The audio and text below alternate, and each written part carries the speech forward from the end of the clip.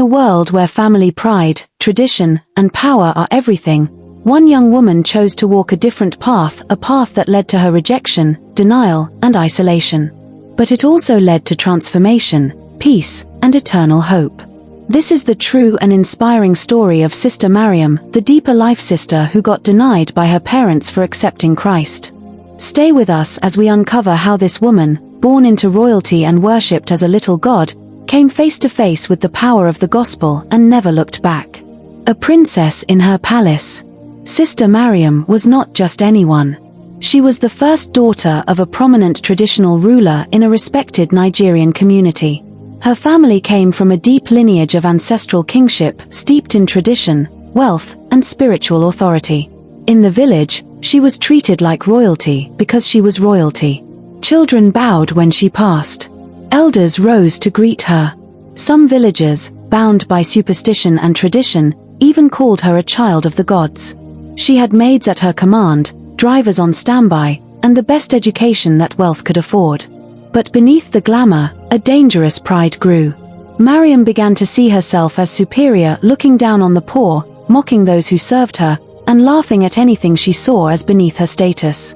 She was feared, admired, and envied. Her prideful life. Mariam's life was consumed by prestige and influence. In her secondary school days, she became the president of the most exclusive clique, girls who dressed expensively, bullied the less privileged, and made fun of those who appeared religious. Church. To Mariam, that was for the weak. Holiness. She saw it as stupidity. She once said, "Only poor people look for God. What do I lack that I need prayer for?" Her confidence was rooted in tradition and power. Every week, her family organized ancestral rituals, consulting oracles, performing sacrifices, and honoring the spirits of their forefathers. Mariam watched all this with fascination. It was her heritage. She was told she would one day be the custodian of their gods. And she believed it. The encounter. But everything changed one fateful afternoon during her university days. While walking across campus, she heard a soft but firm voice preaching nearby. Curious, she stopped to listen, not because she cared, but because she wanted to mock. It was a student preacher from Deeper Life Bible Church, talking about pride, sin, and the power of salvation through Jesus Christ. As she stood there, something unexpected happened. The words pierced her heart. For the first time in her life, she felt convicted. Not condemned, but convicted. The preacher quoted, "What shall it profit a man, if he gains the whole world and loses his soul? And again, God resisteth the proud, but giveth grace to the humble." She hurried away, confused. But that night, she couldn't sleep. For the next 3 days, the words echoed in her mind. Her dreams were filled with visions. She saw herself walking on a wide road leading to fire, while people in white beckoned her to turn back. She finally went looking for that same preacher. Her salvation. When Mariam met the Deeper Life student again, he welcomed her warmly. They talked. He showed her scriptures.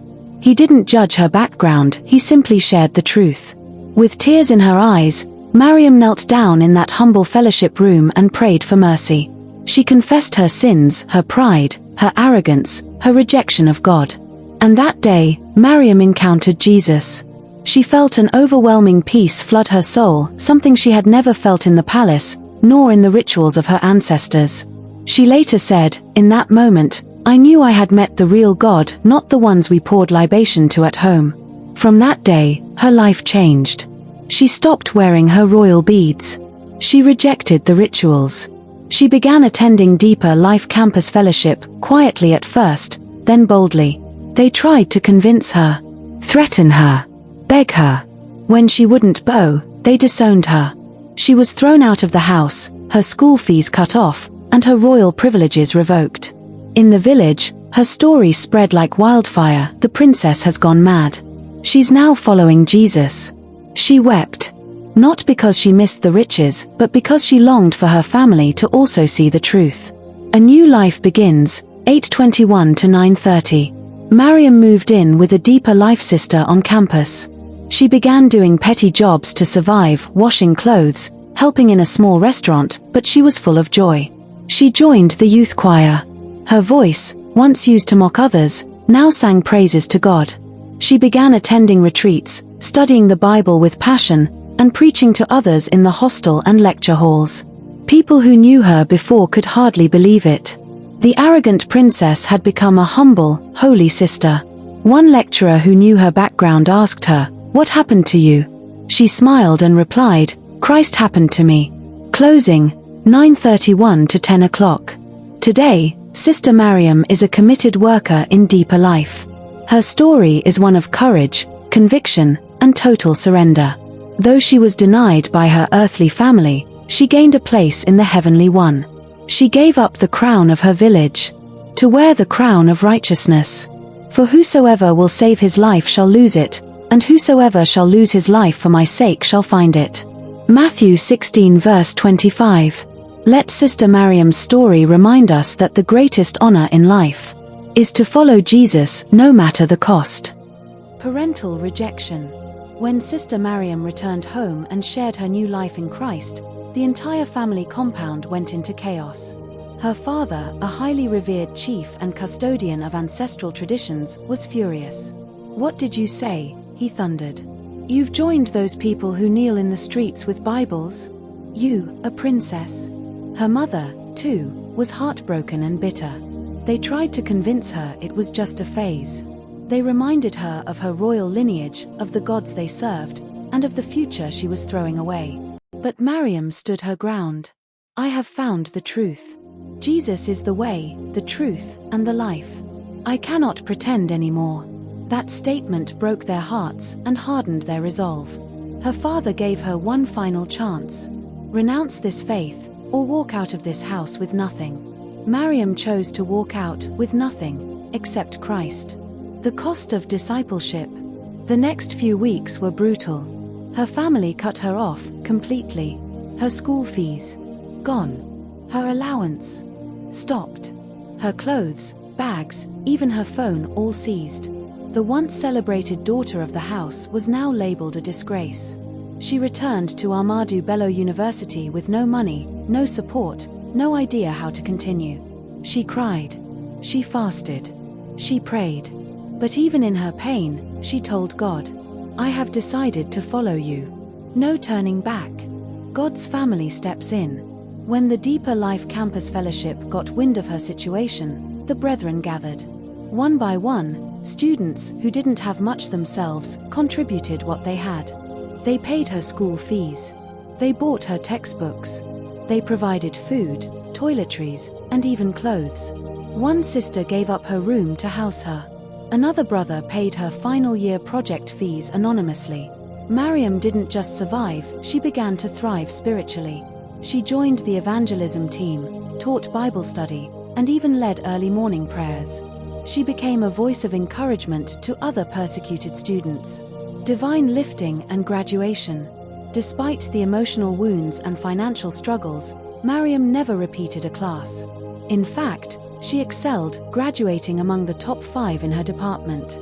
On her graduation day, as other students took photos with their parents, Mariam stood with her Bible and whispered, "Jesus, thank you for standing by me when no one else did."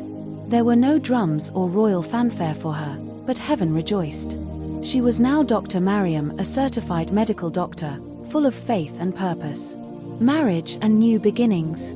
While serving in a mission hospital during her housemanship, she met Brother Samuel, a calm, spirit-filled doctor also from Deeper Life. They became friends, prayed together, and after seeking godly counsel, got engaged. Their wedding was modest, holy, and joyful. Mariam was radiant, not because of gold or makeup, but because of grace. She was no longer the royal daughter of a chief, she was the beloved daughter of the King of Kings.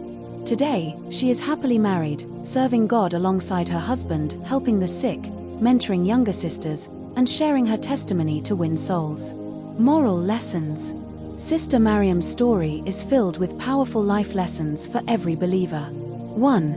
True Christianity will be tested. Her faith cost her everything, but she gained Christ. If your walk with God hasn't cost you anything, it may not be genuine yet. 2. When people reject you, God receives you. Her parents disowned her, but the family of God received her. You are never alone when you're in Christ. 3. The church is a real family. Deeper Life Campus Fellowship became her support system. Let us also be ready to help brethren in need spiritually and materially. 4. God provides for His own. Even when she had no source of income, God stirred hearts to provide. He is still Jehovah Jireh, the Lord who provides. 5. Wait for a godly marriage. She didn't marry for money or comfort. She waited, and God gave her a husband who loves Christ and loves her deeply. 6. You can't serve two masters. Mariam had to choose between tradition and truth, culture and Christ. You can't hold both. Choose Jesus fully and let go of the old. 7. God lifts the humble. From a prideful village princess to a humble servant of Christ, her story proves that God resists the proud but gives grace to the humble. Are you going through rejection because of your faith? Take heart. Sister Mariam's story is proof that when you stand for Jesus, He will stand for you. The world may abandon you, but heaven will celebrate you. Stay strong. Stay faithful. Your reward is on the way.